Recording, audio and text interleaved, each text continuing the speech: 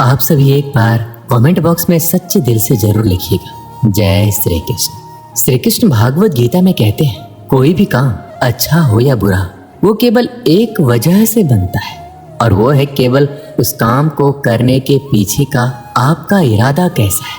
आप उस काम को करना क्यों चाहते हो? क्या आप उस काम को इसलिए कर रहे हैं जिससे आपका कोई स्वार्थ पूरा हो, या इसलिए कर रहे हैं कि किसी का भला हो जाए? काम भले ही एक हो, लेकिन उसका नतीजा इस बात पर निर्भर करता है कि आपका उद्देश्य सही है या बुरा है। महाभारत के युद्ध में पांडव भी युद्ध कर रहे थे और कौरव भी युद्ध कर रहे थे, लेकिन दोनों के उद्देश्य बिल्कुल विपरीत थे। पांडव अपने धर्म के लिए युद्ध कर रहे थे और कौरव अधर्म के लिए। दोनों एक ही मैदान में थे और दोनों ही अपनी पूरी ताकत के साथ एक दूसरे से लड़ रहे थे, लेकिन दोनों का काम एक होने के बाद भी और मेहनत भी एक होने के बाद भी कौरव हार गए और पांडव जीत गए। इसके पीछे का एक ही कारण था, और वो है उनके काम को करने के पीछे का इरादा। एक का इरादा सही और एक का गलत। भागवत गीता में श्री कृष्ण कहते हैं, इंसानियत के सिवाय इस दुनिया में कुछ भी नहीं रहता है। इंसान जब पैदा होता है नंगा आता है, जब वो मरता है ऐसे ही जला दिया जाता है, उनके साथ कुछ भी नहीं जाता। जिंदगी में जो कुछ भी यहाँ आने पर मिला है वो आपके आने से पहले किसी और का था, और जब आप यहाँ से चले जाएंगे तो किसी और का हो जाएगा। जो पैसे आज आपके पास है, जो नाम आज आपके पास है, जो पद आज आपके पास है, उस पद पर कोई और था। आज भले ही आप हो, लेकिन कल कोई और आपसे छीन लेगा।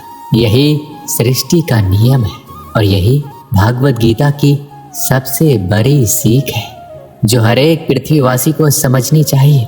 तो अगर बदलाव इस दुनिया का नियम है, तो ऐसी कौन सी चीज है जो हमेशा रहती है, जो हमारे मरने के बाद भी इस दुनिया में रहेगी?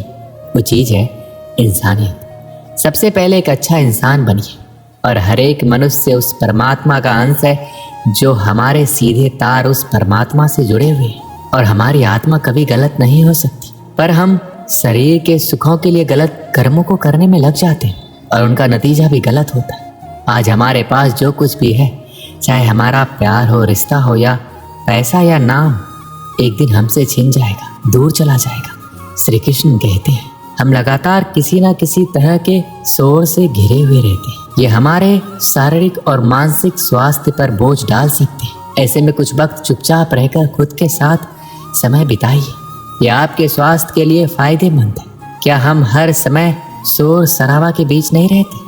लगातार लोगों की बकबक, बाहर गाड़ियों का शोर, तेज म्यूजिक की आवाज, तेज संगीत की आवाज, ये सब हमारे तनाव का कारण है और हमारी नींद को बाधित करते हैं। मगर क्या हम कुछ देर के लिए इन सब से दूर नहीं रह सकते? जी हाँ, हम खुद के साथ वक्त बिताकर और कुछ देर सिर्फ अपने विचारों के साथ शांति का आनंद ले सकते हैं।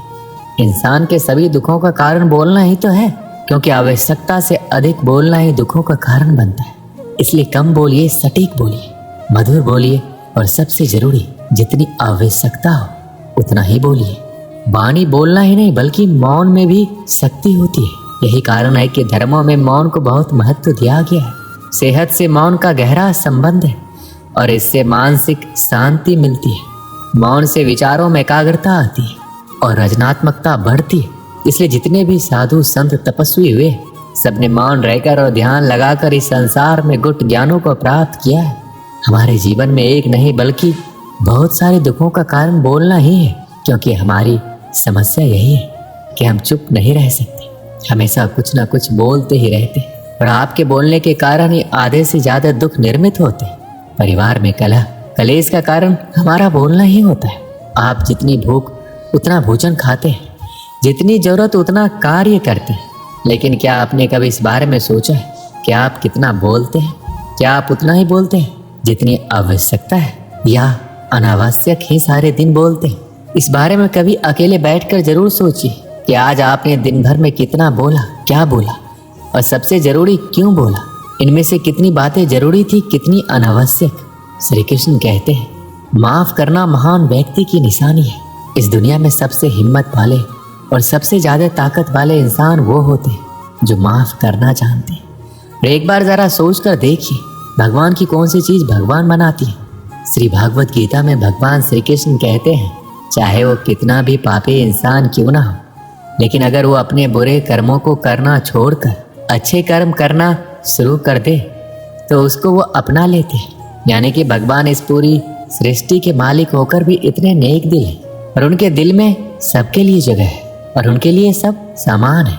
माफ करना महान व्यक्ति की निशानी है और माफ वही कर सकता है जो सामने वाले के किसी ना किसी नजरिए से बड़ा हो।